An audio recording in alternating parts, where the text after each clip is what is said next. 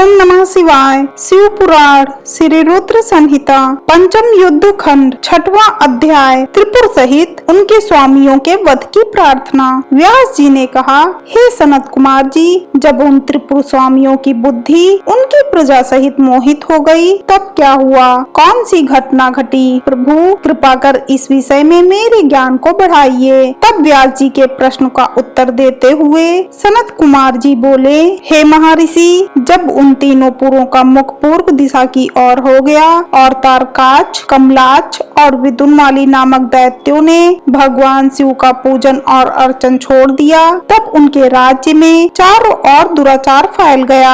उस समय भगवान विष्णु और ब्रह्मा जी सभी देवताओं के साथ भगवान शिव की स्तुति करने कैलाश पर्वत पर गए। वहां पहुंचकर उन्होंने शिव को साष्टांग प्रणाम किया।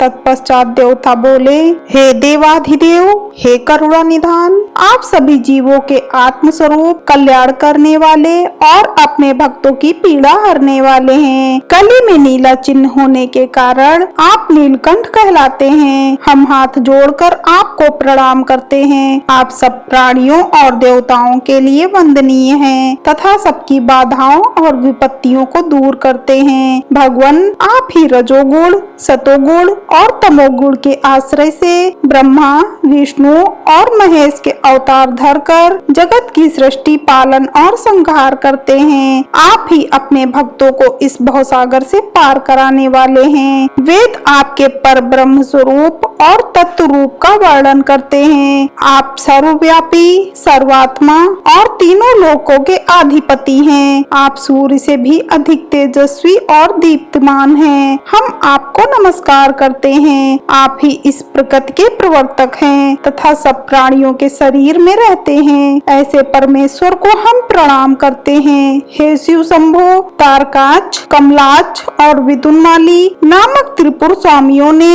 हम देवताओं को अनेकों प्रकार से परेशान कर प्रताड़ित किया है। वे देवताओं का विनाश करने के लिए उन्मुख हैं। हे प्रभु, हम आपकी शरण में आए हैं। भगवान, उन असुरों का विनाश करके हमारी रक्षा कीजिए। इस समय तीनों असुरों ने धर्म मार्ग को छोड़ दिया है और नास्तिक शास्त्र का पालन कर रहे हैं। आपकी इच्छा के अनुरूप तारकाच, कमलाच और विदुनमाली तीनों धर्म कर्म से विमुख हो गए हैं। अतः अब आप उनका वध कर देवताओं को मुक्ति दिलाइए। इस प्रकार कहकर सभी देवता चुप हो मस्तक झुकाकर खड़े हो गए। तब भगवान शिव बोले, हे देवताओं, तारकाच, कमलाच और विदुनमाली तीनों ही यद्यप धर्म से विमुख होकर धन, वैभव और ऐश्वर्य रूप में डूबकर सब कुछ भूल गए हैं, परंतु फिर भी वे मेरे असीम भक्त रहे हैं। जब भगवान विष्णु ने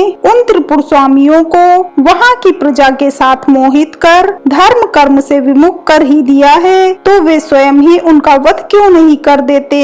शिव जी के ये वचन सुनकर ब्रह्मा जी बोले, हे परमेश्वर, आप भक्त वत्सल हैं। पाप आपसे कोसों दूर भागता है। हे प्रभु, आपकी आज्ञा के बिना इस जगत में पत्ता तक नहीं हिलता। भगवान, आपकी इच्छा के अनुरूप ही विष्णु जी ने उन सबको मोहित कर पथ भ्रष्ट किया है। अब आप उन त्रिपुर स्वामियों का वध करके इस जगत का उद्धार कीजिए। प्रभु, आप तो इस जगत का आधार हैं। हम सब आपके सेवक हैं और आपकी आज्ञा के अनुसार कार्य को पूरा करते हैं। आप सम्राट और हम आपकी प्रजा हैं। ब्रह्मा जी के इन वचनों को सुनकर भगवान शिव प्रसन्न होकर बोले, हे ब्राह्मण, आप मुझे देवताओं का सम्राट कह रहे हैं, पर आप ऐसा कैसे कह सकते हैं, जबकि आप जानते हैं कि मेरे पास ना तो कोई दिव्य रथ है और ना ही कोई सारथी है। फिर भला मैं कैसे उन सर्व सुविधा संपन्न त्रिपुर स्वामियों को युद्ध में परास्त कर पाऊंगा? मेरे पास तो धनुष भी नहीं है जिससे मैं उन दैत्यों का वध कर सकूं। भगवान शिव के ये कहते ही सब देवता प्रसन्न हो गए। उन्होंने कहा